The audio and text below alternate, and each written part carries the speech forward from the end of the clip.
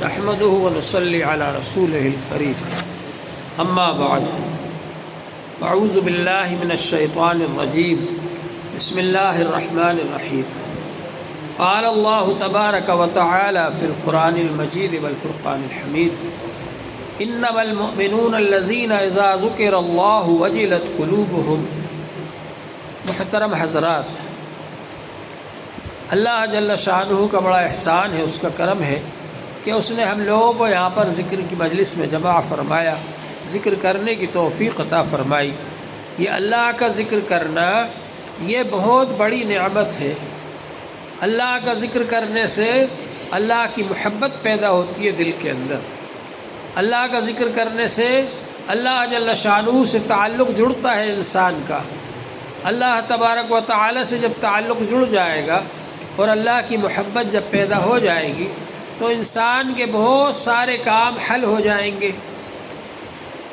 انسان جس کام کو چاہتا ہے اس کے لیے دعائیں کرتا ہے، کوششیں کرتا ہے، وہ حل نہیں ہو پاتے، لیکن ذکر الہی ایسی چیز ہے کہ اس کے ذریعے سے جب انسان کا اللہ تعالیٰ سے تعلق جڑے گا تو اللہ تبارک و تعالیٰ اس بندے کو اپنا محبوب بنا لیں گے، اور جب اس کا محبوب بنا لیں گے، انسان جب اللہ کا محبوب بن جائے گا تو اللہ جل شانہ اس بندے کو خاص طور پر نوازیں گے اپنی نعمتوں سے، اس کی دعائیں بھی قبول فرمائیں گے، اور دنیا کے اندر بھی اس کو نوازیں گے اور آخرت میں بھی نوازیں گے۔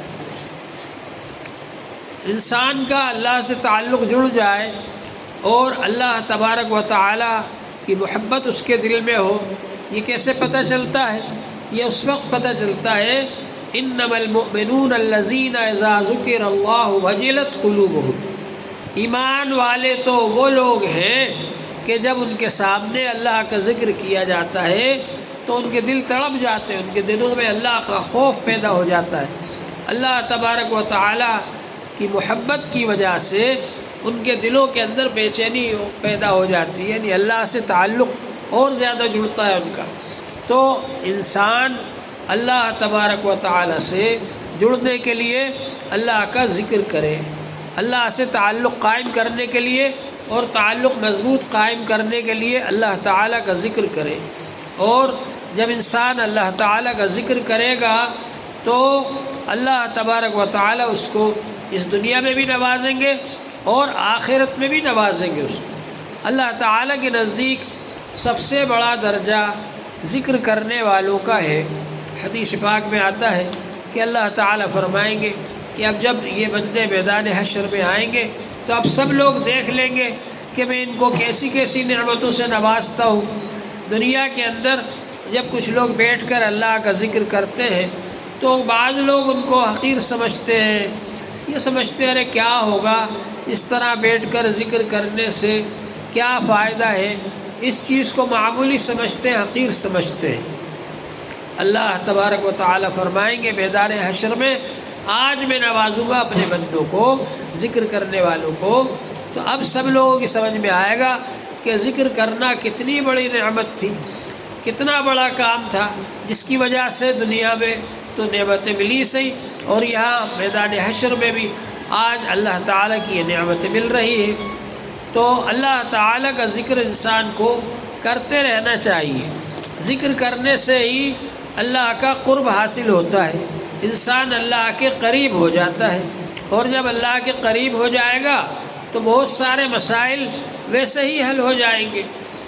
دنیا کے اندر آدمی سوچتا ہے کہ کوئی بادشاہ مجھے اپنا قریبی بنا لے، اس کے لیے چپراسیوں کے ہاتھ پیر جوڑتا ہے، چوکیدار کے ہاتھ پیر جوڑتا ہے، اور بڑی مشکل سے وہ وہاں پہنچتا ہے اس بادشاہ کے پاس میں، اس کے بنگلے پر یا اس کے دربار میں پہنچتا ہے، اور اس کے بعد میں پھر جو نیچے والے ہوتے ہیں وہ بھی اس کو پہچاننے لگتے ہیں کہ ہاں بھائی یہ آدمی فلاں منتری کے پاس اور فلاں وزیر کے پاس اور فلاں بادشاہ کے پاس بار بار آتا جاتا ہے، تو وہ نیچے والے کی بھی پہچاننے لگتے ہیں، اور وہ بھی پھر اس کے قدردہ بن جاتے ہیں، اس سے محبت کرنے والے بن جاتے ہیں۔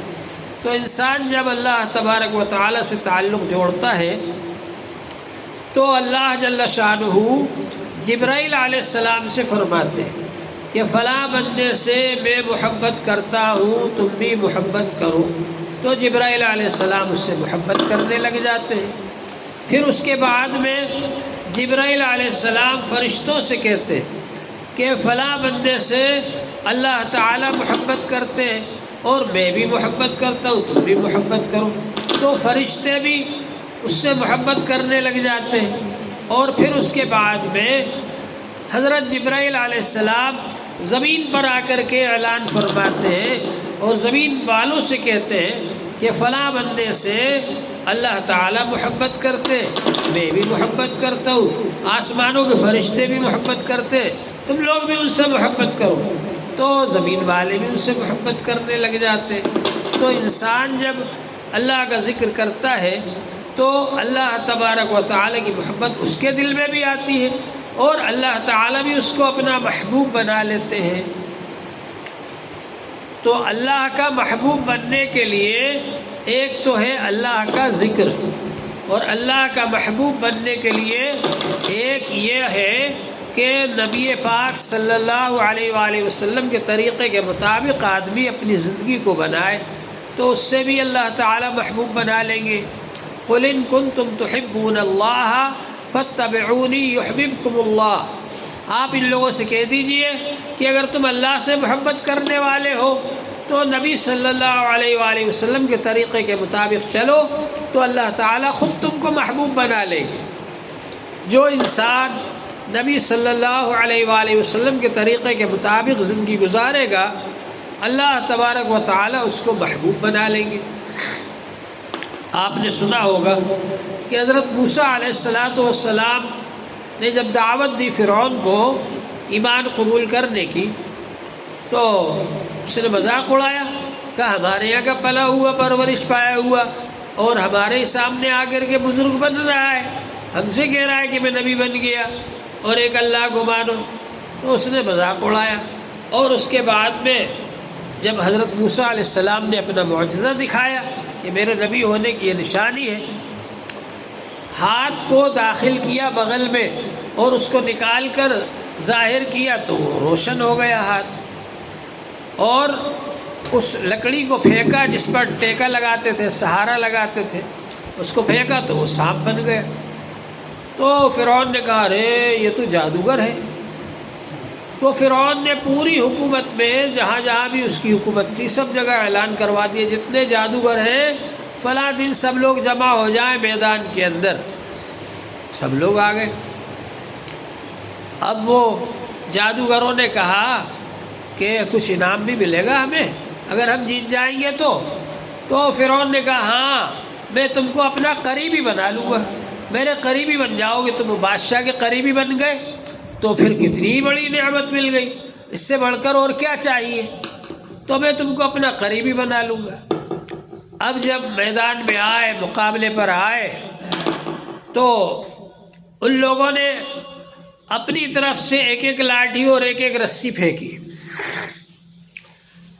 5 کتابوں میں لکھا ہوا ہے کہ 10,000 جادوگر تھے، اور 10,000 جادوگر نے اگر ایک ایک لاٹھی اور ایک ایک رسی بھی پھینکی تو 20,000 ہو گئے، اور 20,000 سانپ اگر کسی کے اوپر دوڑے اور لپکے تو اس کی حالت کتنی خراب ہو جائے گی۔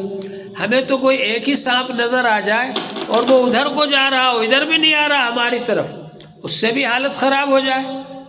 وہ تو اللہ کے نبی تھے، اللہ تعالیٰ نے ان کو وہاں پر جما دیا میدان کے اندر کہ آپ کو خوف کرنے کی ضرورت نہیں، لا تخف، آپ نہ ڈریں ان سانپوں سے، آپ کے پاس جو لاٹھی آپ بھی پھینک دو اس کو۔ تو حضرت موسیٰ علیہ السلام نے بھی اس لاٹھی کو پھینک دیا۔ اب وہ لاٹھی جو تھی وہ اتنا بڑا اژدھا بن گیا، اتنا بڑا سانپ بن گیا کہ اس نے ان سب کو نگل لیا۔ اور علماء نے لکھا ہے کہ وہ لاٹھی نے ان سانپوں کو نہیں نگلا بلکہ جو جادو تھا اس کو نگلا، جو ان لوگوں نے جادو کیا تھا جادوگروں نے، اور جادو کی وجہ سے وہ لاٹھیاں اور وہ رسیاں سانپ بنی ہوئی نظر آ رہی تھی، اس جادو کو نگل لیا۔ اس کا نتیجہ یہ ہوا کہ وہ میدان کے اندر لاٹھیوں کا اور رسیوں کا ڈھیر نظر آنے لگا، جادو ختم ہو گیا، حقیقت ظاہر ہو گئی کہ یہ تو سانپ بتا رہے تھے ان کو، یہ تو لاٹھیاں ہیں، رسیاں ہیں، جادو کو نگل لی۔ تو جو آدمی جس فن میں ماہر ہوتا ہے، اس پہلوان کے سامنے جب وہ سمجھ لیتا ہے کہ میں نے آخری داؤ لگایا تھا اور میرا آخری داؤ بھی انہوں نے ناکام کر دیا، تو وہ چت ہو جاتا ہے، پھر ہار جاتا ہے۔ تو جادوگر سمجھ گیا بھائی یہ جادو نہیں ہے، یہ تو جادو سے بڑھ کر کوئی چیز ہے موسیٰ علیہ السلام کے پاس، اور وہ کیا ہے؟ معجزہ ہے یہ۔ چنانچہ جادوگروں نے کلمہ پڑھ لیا، ایمان لے آئے۔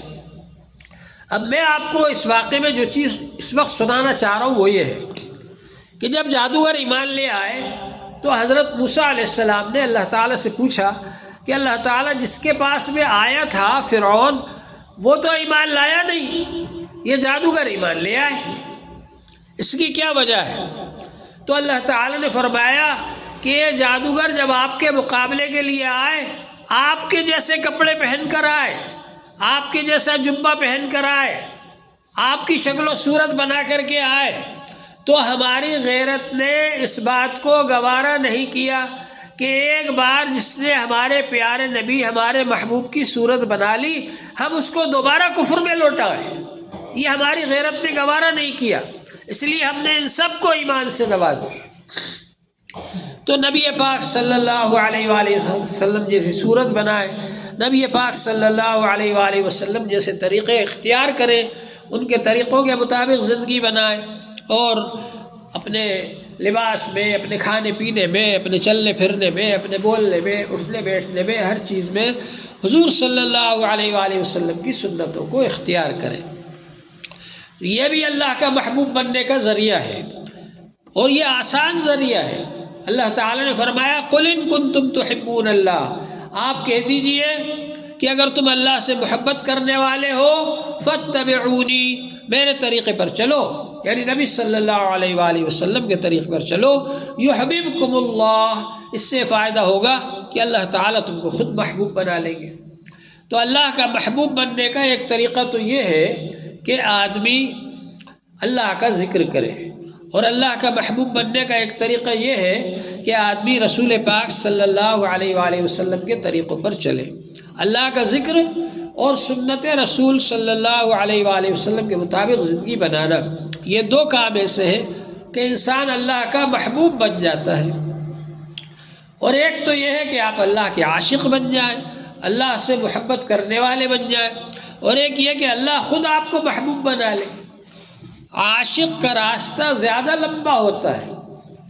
آپ بادشاہ سے محبت کرتے ہیں، اب آپ بادشاہ کے پاس جانا چاہتے ہیں، نہیں جا سکتے، اس لیے کہ وہاں چوکیدار کھڑا ہوا ہے، وہاں پر پولیس کھڑی ہوئی ہے، آپ اس کی خوشامد کر رہے ہیں، اس کی خوشامد کر رہے ہیں، اس کی خوشامد کر رہے ہیں، بڑی مشکل سے آپ بادشاہ کے پاس پہنچیں گے۔ یہ تو ہے بادشاہ کو چاہنے والا اور بادشاہ کا عاشق۔ اور ایک وہ ہے کہ بادشاہ اس سے خود ملنا چاہتا ہے، بادشاہ نے اس سے خود دوستی کر لی، تو وہ کیا ہوگا؟ بادشاہ اپنی گاڑی بھیجے گا، اپنا ڈرائیور بھیجے گا، اور کہے گا بھائی فلاں جگہ پر جو آدمی رہتا ہے فلاں جھوپڑی میں، اس کو گاڑی میں بٹھا کر کے لے آؤ میرے پاس۔ اب راستے میں نہ چوکیدار نے روکا نہ کسی نے روکا، وہ تو انہی کی گاڑی ہے، اسی میں بیٹھ کر کے آدمی چلا گیا اور بنگلے میں پہنچ گیا اور ملاقات ہو گئی۔ تو اللہ تعالیٰ جب کسی کو محبوب بنا لیتے ہیں تو پھر اللہ تعالیٰ دنیا میں بھی نوازتے ہیں اس کو، اور آخرت میں بھی نوازیں گے۔ تو یہ ذکر کی لائن جو ہے دیکھنے میں ایسا لگتا ہے بہت معمولی سی چیز ہے، حقیر سی چیز ہے، لیکن حقیقت یہ ہے کہ دنیا میں بھی اللہ تعالیٰ نوازتے ہیں اس کے ذریعے، اور آخرت میں بھی نوازتے ہیں۔ دنیا کے اندر اللہ تعالیٰ نے وعدہ فرمایا استغفار پڑھنے والوں سے۔ حضرت نوح علیہ السلام نے فرمایا اپنی قوم سے فَقُلْتُ اسْتَغْفِرُوا رَبَّكُمْ إِنَّهُ كَانَ غَفَّارًا، میں نے کہا کہ استغفار کرو اپنے رب سے، استغفار پڑھو، اپنے گناہوں کی معافی مانگو، کیونکہ اللہ بہت معاف کرنے والا ہے۔ اللہ تبارک و تعالی تمہارے گناہوں کو معاف کر دیں گے، یغفر لکم ذنوبکم، اللہ تعالیٰ تمہارے گناہوں کو معاف کر دیں گے۔ پہلی بات تو یہ ہے۔ استغفار کی تھی کائے کے لیے؟ گناہ معاف کرانے کے لیے، گناہ معاف ہو گئے۔ اب اس کے بعد کیا ہے؟ یمددکم باموال و بنین، بہت بیٹے دیں گے تم کو، تمہاری مدد کریں گے تم کو بیٹے دے کر، وہ اموالا، اور بہت سارے مال دے کر۔ اب لوگ پوچھتے صاحب کوئی ایسا وظیفہ بتا دو کہ جس سے مال بڑھ جائے، مال خوب آئے ہمارے پاس۔ استغفار اللہ تعالیٰ نے خود بتایا، استغفار کرو کثرت سے، یمددکم باموال و بنین، اللہ تعالیٰ تمہاری مدد کریں گے تم کو بیٹے دے کر اور مال دے کر۔ وَيَجْعَلْ لَكُمْ جَنَّاتٍ وَيَجْعَلْ لَكُمْ أَنْهَارًا، اور بنا دیں گے تمہارے لیے باغ، باغیچے اور نہریں۔ یہ سب چیزیں اللہ تعالیٰ دیں گے دنیا ہی میں۔ یہ تو دنیا میں دینے کا وعدہ ہے، کیونکہ اولاد تو دنیا میں ملے گی نا۔ اب اس کے بعد میں آخرت میں جو نعمت ملے گی وہ تو ہے ہی اپنی جگہ پر، وہی ملے گی، ان کا بھی ذکر آتا ہے حدیث پاک میں۔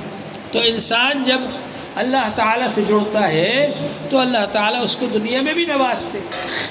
حضرت نظام الدین اولیاء رحمۃ اللہ علیہ جب چھوٹے تھے تو ان کے کچھ دوست جا رہے تھے کسی جگہ پر، معلوم ہوا کہ وہاں سونے کی کھدان ہے، سونا بہت ہے وہاں، تو وہاں جا کر سونا کھود کر کے لائے۔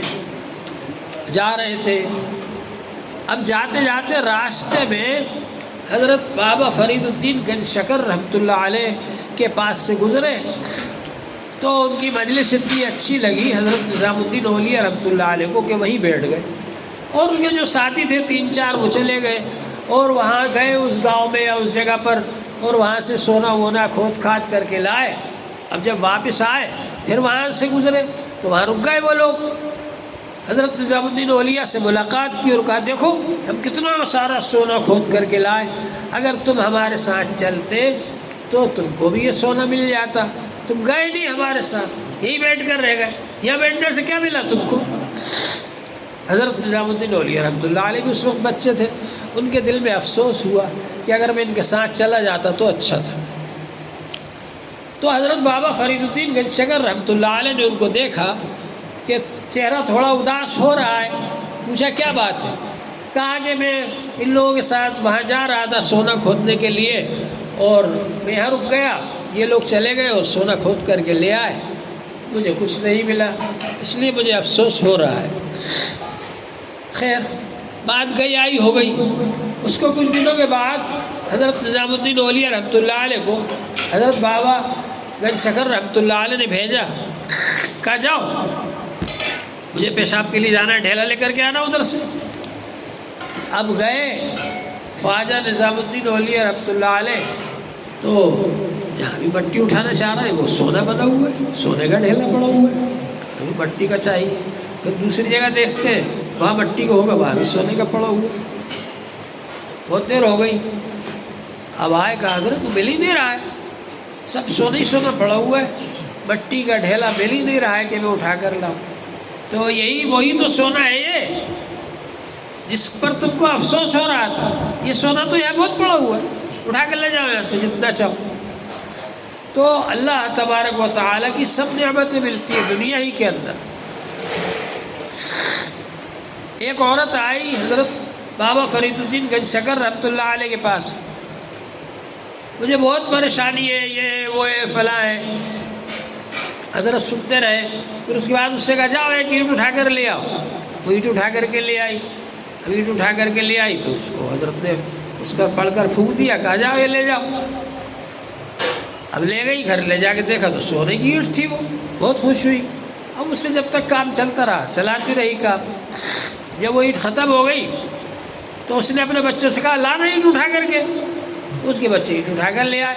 اب وہ بڑی بیٹی بھی اس پہ قل اللہ شریف پڑھی، سن لیا تھا کہ حضرت نے قل اللہ شریف پڑھ کر پھونکا تھا، قل اللہ شریف پڑھی، پھونک دیا۔ اب اس کو دیکھتی ہے سونا بنی کہ نہیں بنی، نہیں بنی، پھر پڑھی قل اللہ شریف، پھر پھونکا اس پر، پھر دیکھتی ہے کہ سونا بنی کہ نہیں بنی، وہی سونا ہی نہیں بن رہی۔ اب دوسرے دن وہ حضرت کے پاس آئی، کہا حضرت وہ آپ نے پڑھ کر پھونک دیا تھا، ایک ہی بار قل اللہ پڑھی تھی، اینٹ سونا بن گئی تھی، اور میں نے پڑھ کے پھونکا کتنی بار، وہ سونا ہی نہیں بن رہی۔ تو حضرت نے فرمایا کہ میری زبان کہاں سے لاؤ گی تم؟ اللہ کا ذکر کرتے کرتے زبان میں اللہ تعالیٰ تاثیر ڈال دیتے، تو انسان کے بہت سارے کام حل ہو جاتے ہیں۔ لیکن ہم لوگ چاہتے یہ ہیں کہ ہم کو سونے کی اینٹ پہلے مل جائے، ذکر بعد میں کریں۔ ہم لوگوں میں اور پرانے لوگوں میں یہ فرق ہے۔ حضرت معین الدین اجمیری رحمۃ اللہ علیہ سے ان کے شیخ جو تھے حضرت خواجہ عثمان ہارونی رحمۃ اللہ علیہ ہزاروں بار قل هو اللہ شریف پڑھوائی، ہزاروں بار آیت الکرسی پڑھوائی۔ ہم لوگ 100 بار بھی پڑھنے کو تیار نہیں۔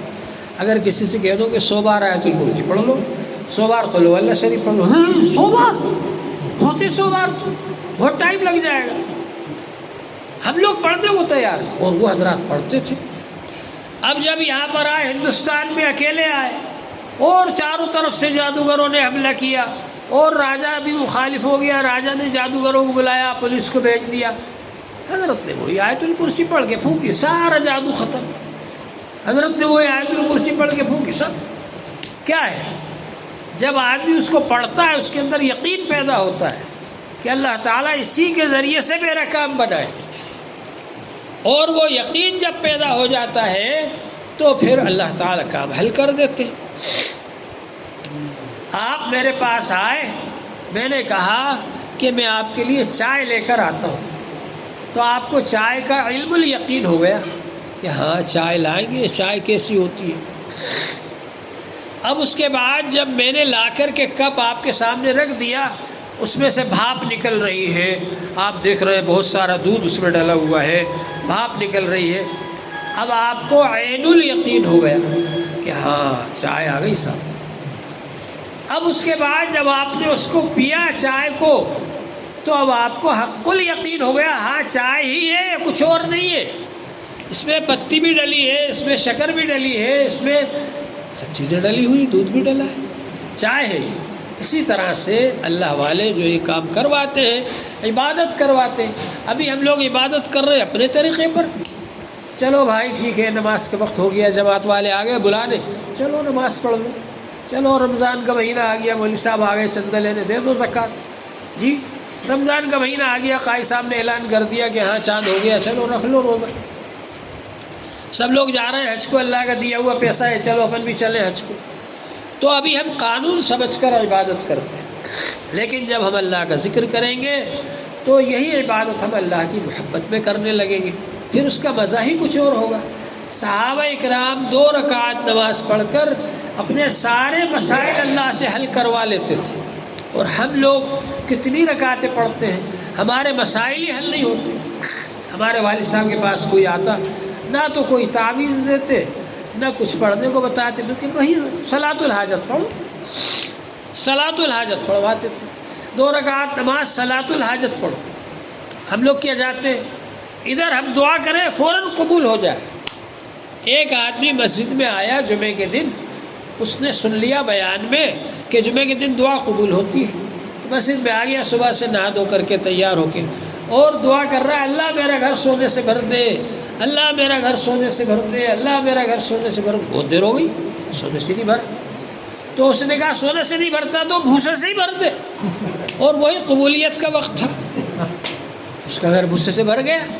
ہم لوگ یہ چاہتے کہ فوراً میری دعا قبول ہو جائے، اور ہم لوگ دعا نہیں کرتے، آرڈر دیتے، جیسے ہوٹل میں بیٹھ کر کوئی آدمی آرڈر دیتا ہے، یہ لیا وہ لیا، یہ دے دے وہ دے دے، آرڈر کرتے ہیں۔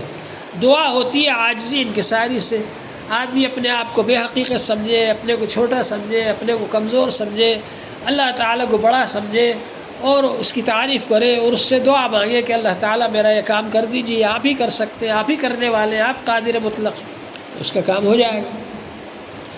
تو اس طرح سے اللہ تعالیٰ سے دعا کرنا چاہیے عاجزی انکساری کے ساتھ میں۔ تو دنیا کے اندر ہم لوگوں کو چاہیے کہ ہم اللہ تبارک و تعالیٰ سے دعا کریں اور اللہ کی عبادت کریں۔ تو یہ کام جب ہم ذکر کریں گے تو ہمارے نماز میں بھی جان پڑ جائے گی، دعا میں بھی جان پڑ جائے گی، پھر ہم یہ سب عبادتیں اللہ کی محبت میں کرنے لگیں گے۔ اللہ کی محبت میں جو نماز پڑھی جائے گی اس کا اثر ہی کچھ اور ہوگا، اللہ کی محبت میں جو صدقہ اور خیرات دیا جائے گا اس کا اثر ہی کچھ اور ہوگا، اللہ کی محبت میں جو روزہ رکھا جائے گا اس کا اثر ہی کچھ اور ہوگا، اللہ کی محبت میں جو حج کیا جائے گا اس کا اثر ہی کچھ اور ہوگا۔ تو پھر انسان تھوڑا سا بھی کرے گا تو اس کو بہت فائدہ ہوگا۔ آپ نے دیکھا ہوگا پہلے اللہ والے لوگ تھے، ان کے پاس تھوڑی دیر جا کر بیٹھ جاؤ، بہت اثر ہوتا تھا، بہت فائدہ ہوتا تھا۔ جماعت میں پرانے لوگ تھے، ان کے ساتھ 3 دن بھی لگا لو، اتنا اثر ہوتا تھا، آدمی کی زندگی بدل جاتی تھی اور پھر وہ ہمیشہ ہمیشہ کے لیے نیک بن جاتا تھا۔ لیکن ہمارے اندر اچھائی جو آئے گی اللہ سے تعلق سے آئے گی، اللہ سے تعلق جوڑنے سے آئے گی، اور اللہ سے تعلق جڑے گا اللہ کا ذکر کرنے سے۔ اللہ کا ذکر کریں گے تو ہمارے اندر اخلاص آئے گا، اور اخلاص کے ساتھ تھوڑا سا کام بھی اس کا بہت سا اجر و ثواب ہے۔ اللہ جل شانہ ہم سب کو نیک اعمال کی توفیق عطا فرمائے۔ وآخر دعوانا ان الحمد للہ رب العالمین۔